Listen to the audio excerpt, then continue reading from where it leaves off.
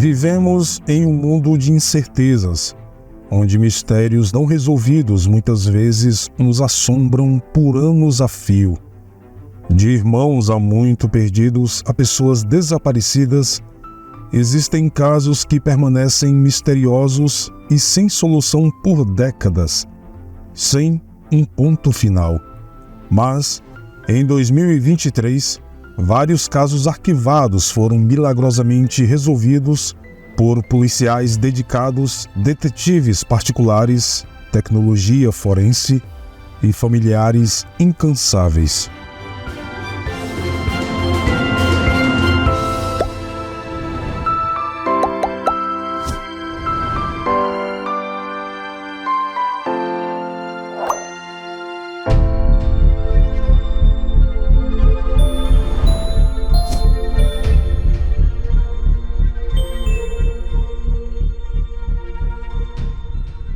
A primeira história de hoje tem início em 2008, quando restos mortais femininos foram descobertos a oeste do lago White Swan.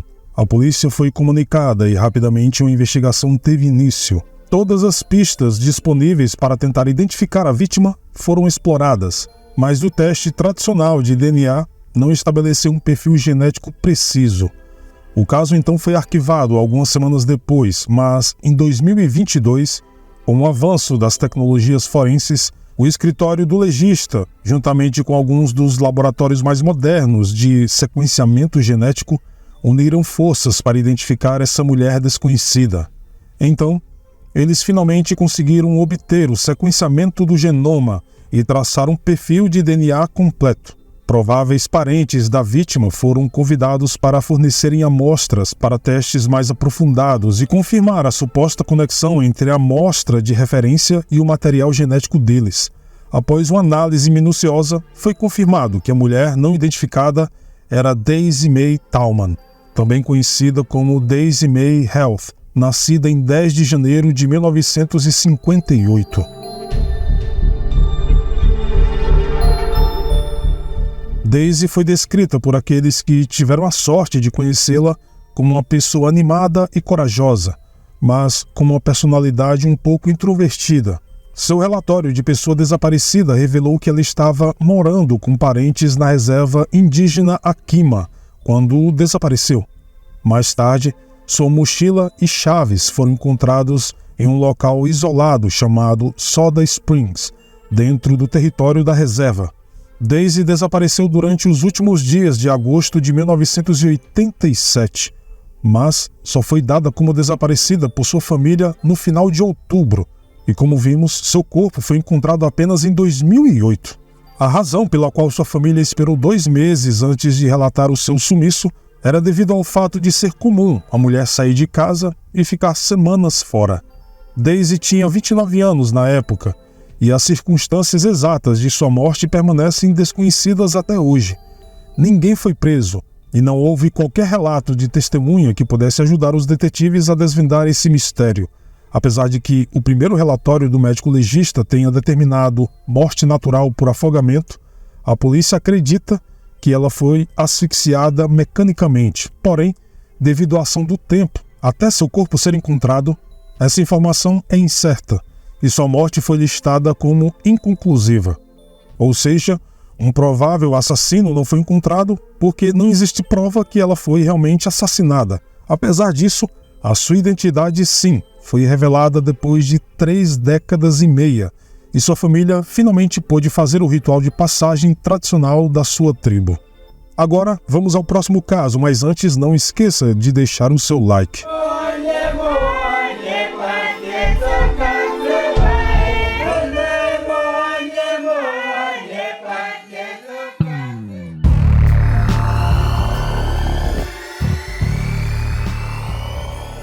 Wilhelmina Filkins, conhecida por todos como Violet, de 81 anos de idade, era residente de East Greenbush, em Nova York.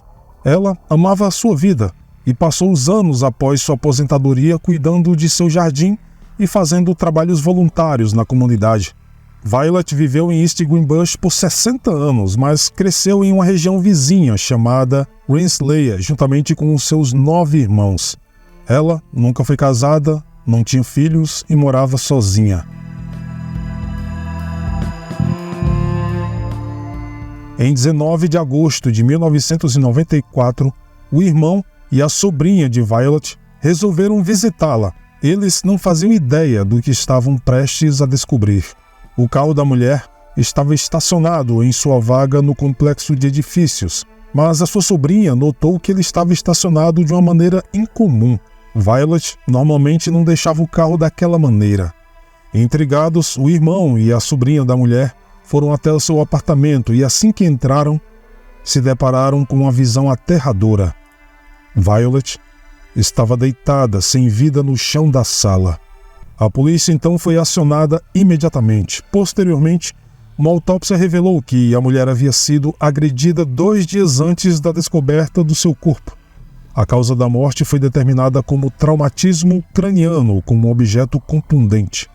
Os policiais teorizaram que o agressor de Violet provavelmente a confrontou durante um assalto, e essa hipótese se tornou a mais aparente depois que foi descoberto que alguém saiu em seu carro, mas que ele, estranhamente, foi devolvido no mesmo dia.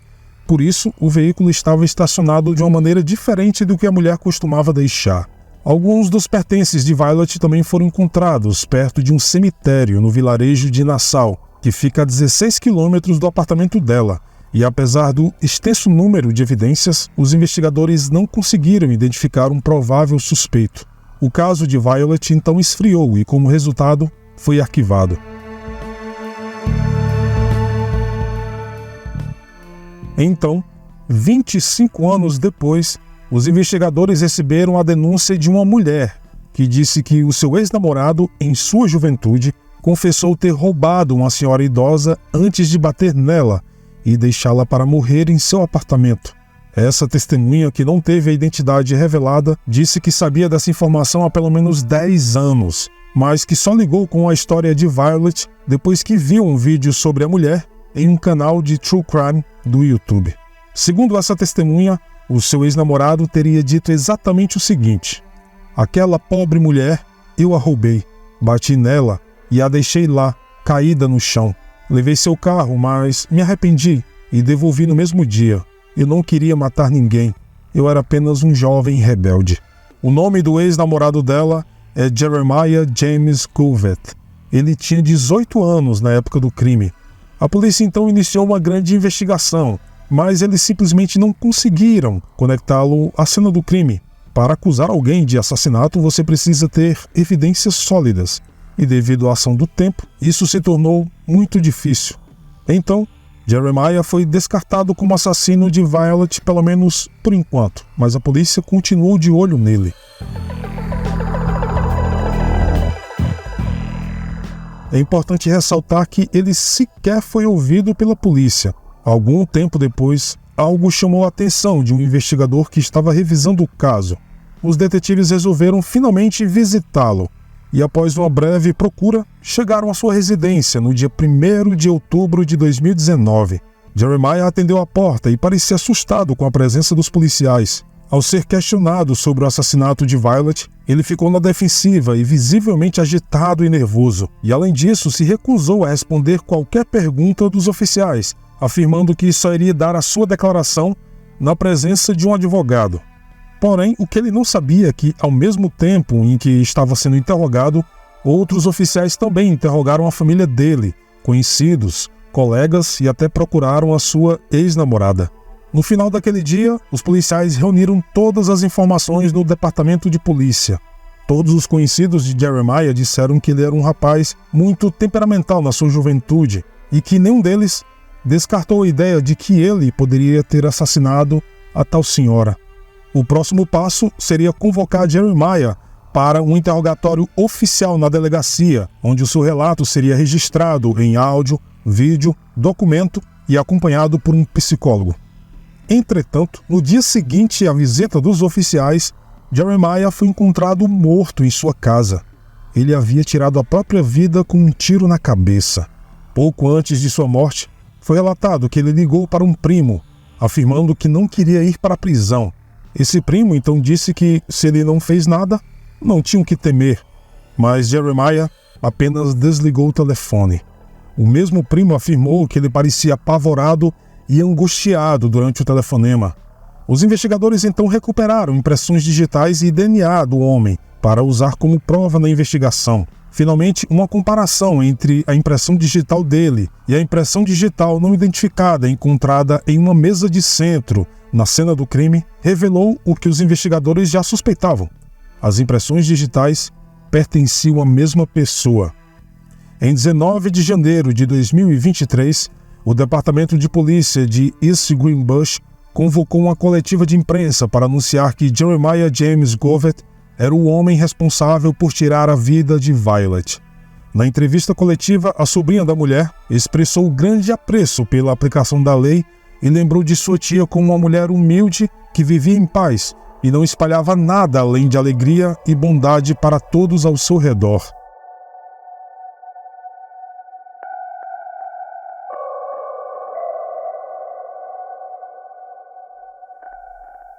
É importante observar que nem sempre resolver um caso quer dizer prender o assassino ou assassinos. Às vezes, identificar a vítima já é uma tarefa tão árdua e duradoura que as famílias sentem que o desfecho foi satisfatório. Pelo menos, o seu ente querido pode receber na terra todas as homenagens e honrarias que não pôde receber até então. Afinal, sem um corpo identificado, não há quem possa rogar por ele na vida eterna. Bom, se você achou essa história aterradora, espere para ver o próximo caso.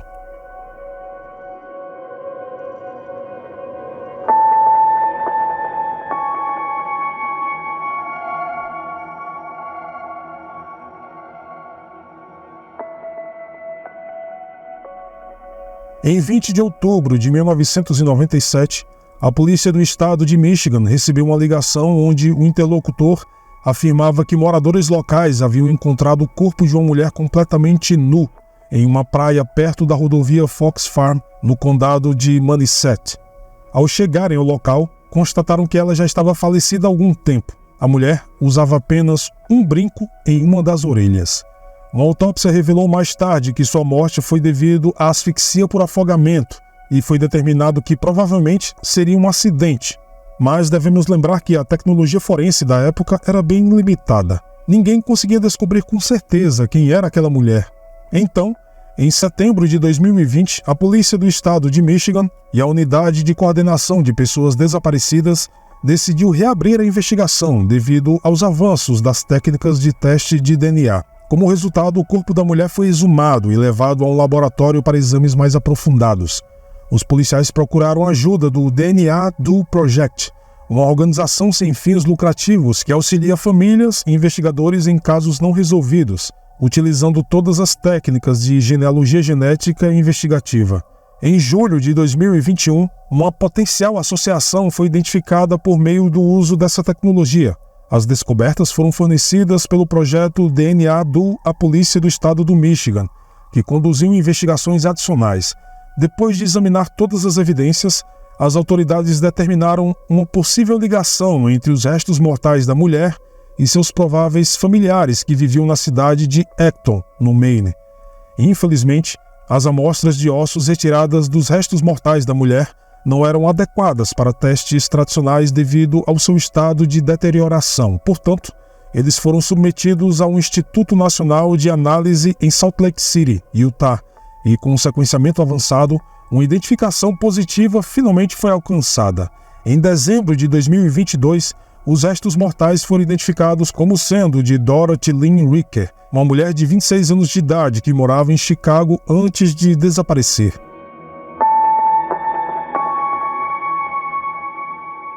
Dorothy foi vista pela última vez no dia 2 de outubro de 1997, ao 12:30, quando oficiais do Departamento de Polícia de Francis a encontraram sentada em uma praia e perguntaram se estava tudo bem. Ela disse que sim, estava apenas curtindo o sol. Dorothy não estava registrada como pessoa desaparecida na época, então os oficiais não fizeram nenhuma ligação. O carro dela foi encontrado abandonado logo depois que a mulher foi vista pela última vez.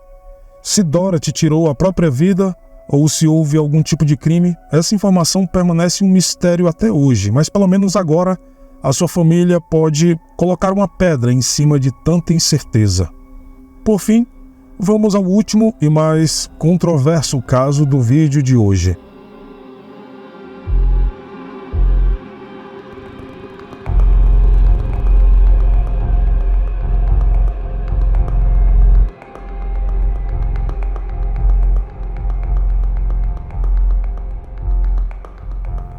Em 13 de maio de 1973, uma descoberta chocante foi feita nas margens do rio Signal. O corpo de um homem foi encontrado boiando nas águas. Os relatórios mostraram que ele havia sofrido várias perfurações à bala, além de ferimentos na cabeça causados por trauma contundente. Alguém o atingiu na nuca antes de atirar e jogar o seu corpo no rio. Sem pistas sobre quem poderia ser o culpado, as autoridades colocaram o corpo do homem em uma cova sem identificação e o caso ficou arquivado por quase 50 anos. No entanto, em 2020, a equipe de polícia do estado do Michigan e sua unidade de coordenação de pessoas desaparecidas reabriram a investigação. Eles exumaram o corpo para testes avançados de DNA e enviaram amostras de ossos para um laboratório de genealogia genética forense. No final de 2021, eles identificaram uma possível correspondência familiar. Com a colaboração entre o Texas Ranger, a polícia conseguiu vincular os restos mortais a um possível familiar residente em Beeville, Texas, e coletaram amostras de DNA dessa pessoa, que foram enviadas ao laboratório do FBI para comparação. Em 5 de janeiro de 2023, finalmente foi anunciado que o desconhecido em questão havia sido identificado como um veterano da Guerra do Vietnã, chamado Daniel Garza Gonzalez, que tinha apenas 28 anos na época de seu desaparecimento.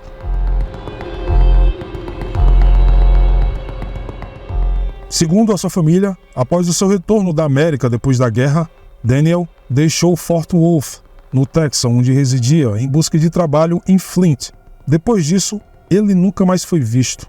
Infelizmente, o assassino de Daniel permanece desconhecido até hoje. A equipe da polícia do estado de Michigan e a unidade de coordenação de pessoas desaparecidas ainda pedem que qualquer pessoa com informações relevantes sobre o caso se apresente.